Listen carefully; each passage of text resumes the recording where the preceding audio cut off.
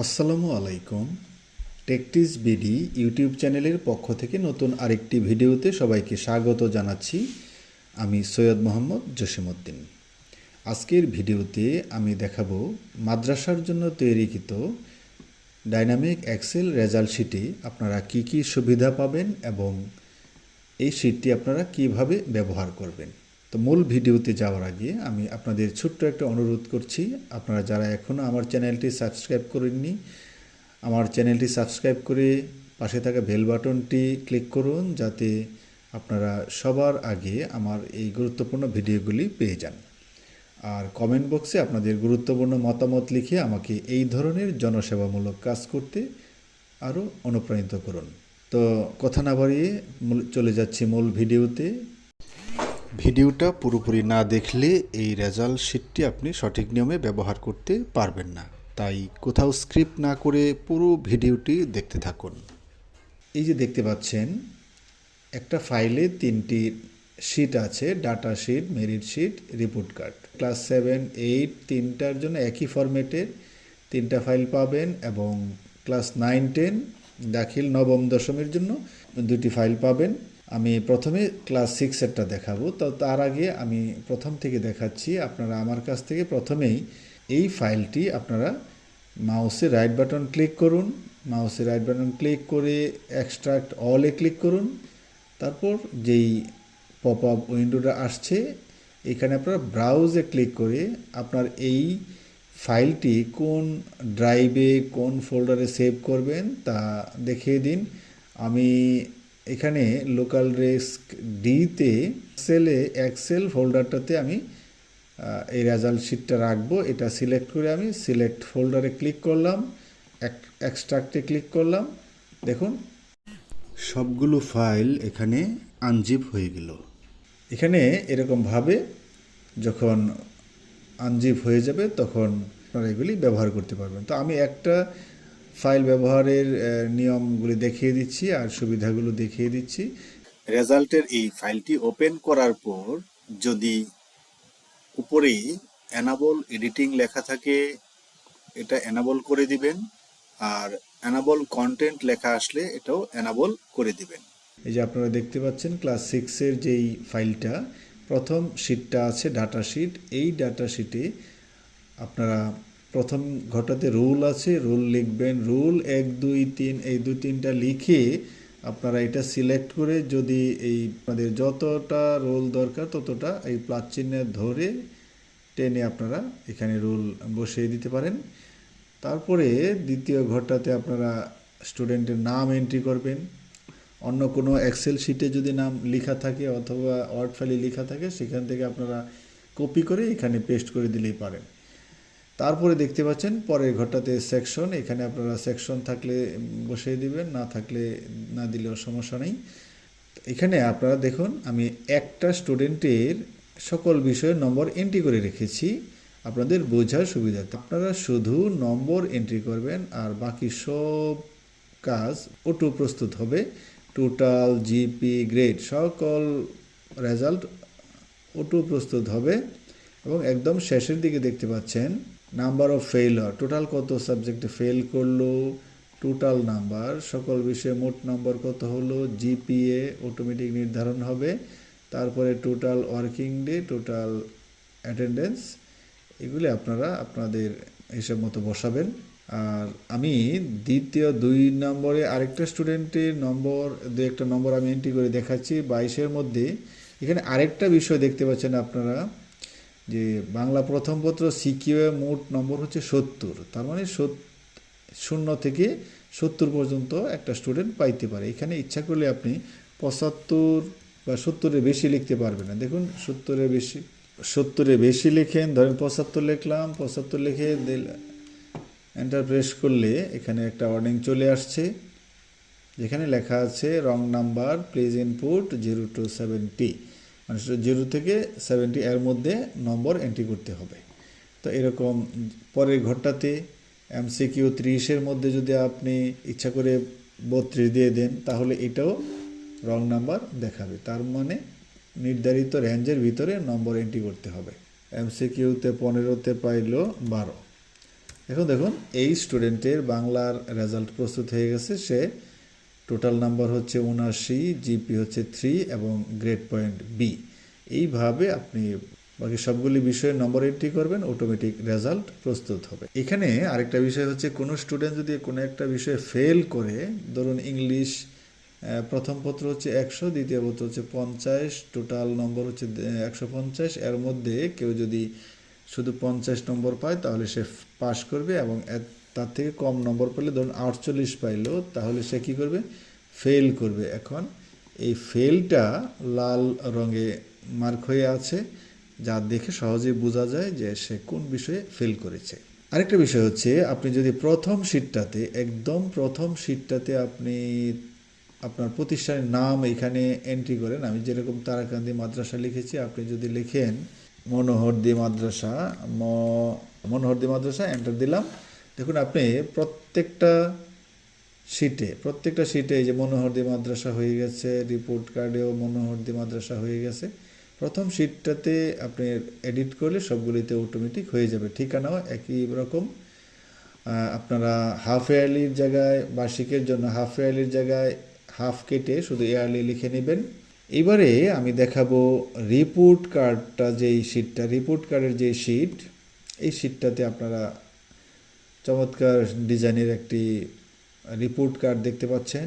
এই রিপোর্ট কার্ডে প্রত্যেকটা বিষয়ের নম্বর, সিকিউ, এমসিকিউ এবং টোটাল কত, আর এই প্রত্যেকটা বিষয়ে হাইস্ট নম্বর কত, এটাও পাশাপাশি কম্পেয়ার করার জন্য এখানে উল্লেখ করা আছে। তারপরে জিপিএ, গ্রেড, প্রত্যেকটা বিষয়ের আলাদা আলাদা এখানে শো করছে। এগ্রিকালচার বিষয়টা যেটা, এটা কন্টিনিউয়াস অ্যাসেসমেন্ট, এটার নম্বর রেজাল্টে প্রভাব পড়বে না, কিন্তু মার্কশিটে থাকবে। শেষে দেখতে পাচ্ছেন অবটেইন টোটাল নম্বর, এই ছাত্রর টোটাল নম্বর কত, টোটাল হাইস্ট নম্বর কত, এটাও কম্পেয়ার করার জন্য এখানে দেওয়া হয়েছে। নাম্বার অফ ফেইলার্স, সে কত বিষয়ে ফেল করেছে, জিপিএ কত, যদি কেউ একটা বিষয়েও ফেল করে তাহলে তার জিপিএ আসবে 0 আর গ্রেড পয়েন্ট হবে এফ। টোটাল ওয়ার্কিং ডে কত, প্রেজেন্ট কত, অ্যাবসেন্স কত, এগুলি চলে আসবে।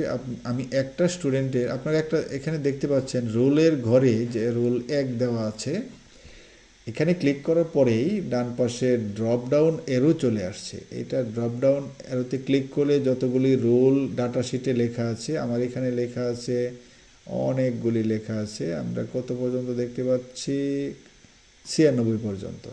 ঠিক দেখুন ডাটা শিটে, এই যে ডাটা শিটে আমার অবশ্যই 96 পর্যন্ত, এই যে 96 পর্যন্ত এন্ট্রি করা আছে। তা আমি যদি এটাতে 96 থেকে কেটে আমি মাত্র 2টা রোল লিখে রাখি এবং বাকিগুলি কেটে দিই, ওইখানেও আপনারা দেখবেন রিপোর্ট কার্ডে এই যে ড্রপ ডাউনে ক্লিক করলে মাত্র 2টা রোল আছে আর বাকিগুলি নাই। এখানে আপনারা ড্রপ ডাউন থেকে রোল সিলেক্ট করতে পারেন। রোল সিলেক্ট করলে দেখুন তার সকল তথ্য পরিবর্তন হয়ে গেছে। কিবোর্ড থেকে লিখে, রোল লিখে এন্টার প্রেস করলে তার তথ্য চলে আসবে। এই রিপোর্ট কার্ডটা প্রিন্ট করার জন্য ডান পাশে 4টা বাটন আছে। প্রথমটা হচ্ছে প্রিন্ট, এটাতে ক্লিক করলে শুধু এই রিপোর্ট কার্ডটাই প্রিন্ট হবে। তারপরে অল প্রিন্ট, এই বাটনটাতে ক্লিক করলে আপনার এই ডাটা শিটে যতগুলি স্টুডেন্ট থাকবে, যতগুলি স্টুডেন্টের এখানে রোল নাম্বার থাকবে, শুধু রোল থাকলেই, মোট কথা ডাটা শিটে যতগুলি রোল থাকবে ততগুলো রিপোর্ট কার্ড সে অটোমেটিক প্রিন্ট হবে এক ক্লিকে। তারপরে আছে পিডিএফ। পিডিএফ মানে সিঙ্গেল পিডিএফ। পিডিএফ হচ্ছে এই রিপোর্ট কার্ডটা পিডিএফ আকারে জমা হবে। আমি ক্লিক করে দেখাচ্ছি, এই যে পিডিএফে ক্লিক করলাম, আপনারা দেখুন এই যে পিডিএফ হয়ে গেছে, এবং এটা ডি ড্রাইভে এক্সাম রেজাল্ট মাদ্রাসা পিডিএস রোল 1 এখানে আছে। আমি দেখাচ্ছি, এই যে দেখুন এখানে এই যে পিডিএসের মধ্যে এটা আরেকটা ফোল্ডার তৈরি হয়েছে রোল 1, এখানে রিপোর্ট কার্ডটা পিডিএফ আকারে সেভ হয়েছে, যা পরবর্তীতে প্রিন্ট করা যাবে। এভাবে আপনারা পিডিএফ আকারে সেভ করতে পারেন। এবারে আমি দেখাচ্ছি অল পিডিএফ। এই অল পিডিএফে ক্লিক করলে আপনার ডাটা শিটে যতগুলো স্টুডেন্টের রোল লেখা থাকবে সকল স্টুডেন্টের এইরকম রিপোর্ট কার্ড আপনার ফোল্ডারে পিডিএফ আকারে সেভ হয়ে যাবে। তারপরে মেরিট পজিশন, এই মেরিট পজিশনটা আরেকটা শিটে আছে। এই মেরিট পজিশনটা 3টা বিষয় বিবেচনা করে এখানে মেরিট পজিশন নির্ধারণ হবে। যেমন প্রথমত জিপিএ হিসেব করা হবে। একাধিক স্টুডেন্টের যদি জিপিএ সমান হয়ে যায় সেই ক্ষেত্রে তার ফেল সংখ্যা কাউন্ট হবে। ফেল সংখ্যাও যদি সমান হয়ে যায় সেই ক্ষেত্রে তার টোটাল নম্বর কাউন্ট হবে। সুতরাং তিনটা বিষয় বিবেচনা করে এই মেরিট পজিশন নির্ধারণ করার কারণে একাধিক স্টুডেন্টের মেরিট পজিশন এক হওয়ার চান্স খুব কম। তো আমি এবার দেখাচ্ছি নবম দশম শ্রেণীর এক রেজাল্ট ফরম্যাট দেখাচ্ছি। সায়েন্সের জন্য এখানে টোটাল 1400 নম্বরের একটা রেজাল্ট ফরম্যাট দেওয়া আছে বোর্ডের নির্দেশনা অনুযায়ী। তারপরে জেনারেল গ্রুপের জন্য 1350 মার্কের একটা রেজাল্ট ফরম্যাট দেওয়া আছে। এখানে আপনারা শুধু রুল, নাম এবং সাবজেক্ট ওয়ারি নম্বর এন্ট্রি করবেন, তাহলে রেজাল্ট প্রস্তুত হবে। প্রত্যেকটা শিটের জন্য, এই যে সায়েন্সের শিটের জন্য আলাদা একটা রিপোর্ট এস। এই রিপোর্ট কার্ডে আপনারা দেখতে পাচ্ছেন আগেরটার মতোই, ক্লাস 6-এর মতোই একদম নিচে এখানে আরেকটা অপশন বেশি আছে, মেরিট পজিশন অন আর merit position all.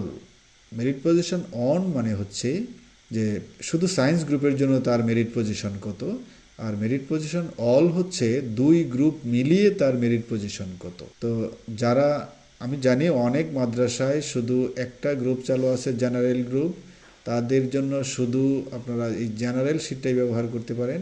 General sheet ব্যবহার করলে আর জেনারেল রিপোর্ট জি, এখানে আপনারা এই রিপোর্ট কার্ডগুলি প্রিন্ট বা পিডিএফ করলে পারেন।